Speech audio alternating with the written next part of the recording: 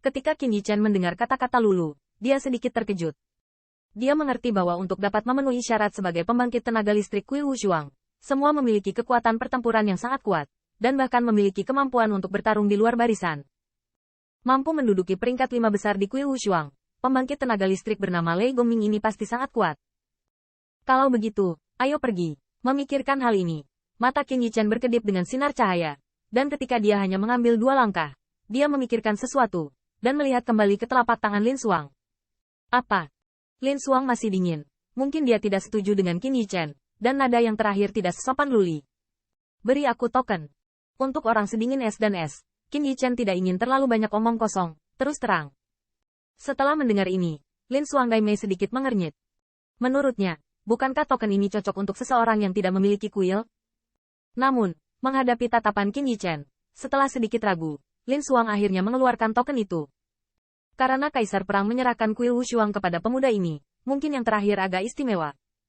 Kamu tidak tahu apa yang diwakili oleh perintah ini. Saya harap Anda dapat mengambil inisiatif untuk menyerahkan token setelah mengadakan jubah yang sama di kuil Wushuang. Lin Xuang berjalan perlahan ke Qin Yichen, memberikan token, dan berkata. Nada dingin Lin Xuang membuat Qin Yichen sangat tidak nyaman, tetapi dia juga memahami pusat kekuatan kuil Wushuang dan mementingkan token ini. Selain itu, Qin Yichen juga tidak menyangka hanya dengan 1 token, dia akan dikenali oleh pembangkit tenaga listrik kuil Wushuang. Lagi pula, tidak semua orang semudah Luli. Selama diperintahkan oleh Kaisar, dia tidak akan memiliki pendapat. Bahkan Qin Yichen tidak sulit membayangkan bahwa sebagian besar pembangkit tenaga listrik kuil Wushuang akan seperti Lin Xuang, memegang sikap skeptis terhadap memegang token. Batuk-batuk, ayo pergi. Melihat 2 orang seperti ini, Luli tidak bisa menahan batuk ringan, membujuk. Setelah 2 hari, sosok Qin Yichen dan Luli muncul di langit, dan mata mereka melihat ke bawah. Di bawah mereka ada gunung yang menjulang tinggi, tetapi di gunung yang tak terlihat ini ada retakan raksasa yang tak tertandingi. Retakan itu memiliki panjang 1000 kaki, dan kegelapan di bawahnya tampak tak berdasar. Suara guntur dari Hong Long Long terus datang dari kedalaman jurang, membuat bumi sedikit bergetar. Apakah itu di sini? Melihat retakan yang terlihat seperti mulut raksasa di bawah, Qin Yichen tidak bisa menahan perasaan berdebar di hatinya. Jika dia mengharapkannya bagus, area ini harus dianggap sebagai salah satu area terlarang yang sangat berbahaya meskipun berada di benua. Kekuatan ini tidak diragukan lagi adalah Lei Lao. Melihat jurang di bawah, wajah Luli tidak bisa menahan ekspresi kagum, dia mengangguk. Karena itu, bangunkan Senior Lei. Mendengar ini, Qin Yichen juga menarik napas dalam-dalam. Kali ini, dia tidak masuk jauh ke dalamnya, tetapi mendesak Wushuang untuk bersiul ke aliran cahaya, jatuh langsung ke jurang di bawah. Meskipun diketahui bahwa mungkin ada tempat tidur untuk Lei Gongming, tetapi dari jurang itu, ada gelombang yang sangat berbahaya, dan Qin Yichen tidak takut mengambil terlalu banyak risiko.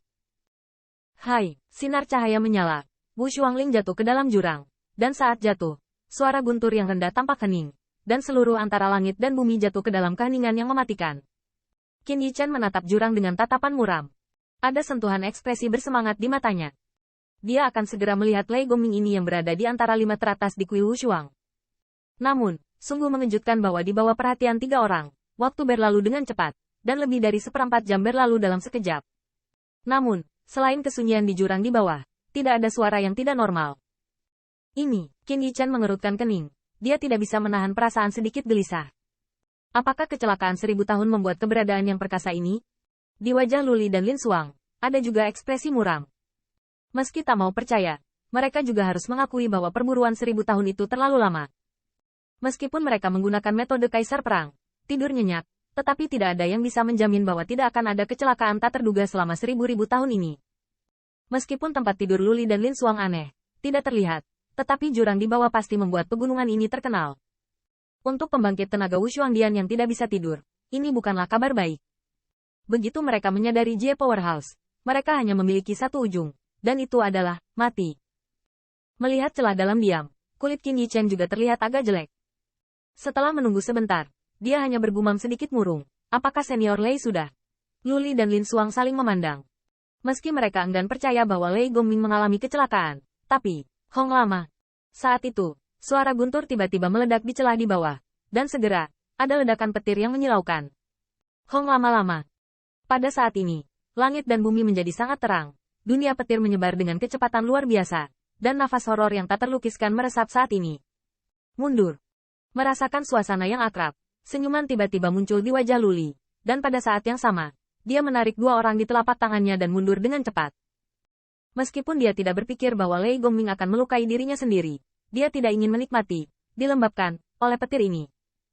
Ketiga orang itu mundur dengan sekitar 10 li, dan meskipun demikian, mereka masih sangat sadar bahwa ada kekuatan guntur yang mengerikan di sekitar mereka.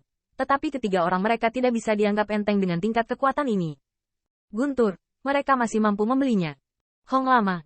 Setelah beberapa saat, tubuh Qin Yichen sedikit bergetar, dan ekspresi terkejut muncul di matanya.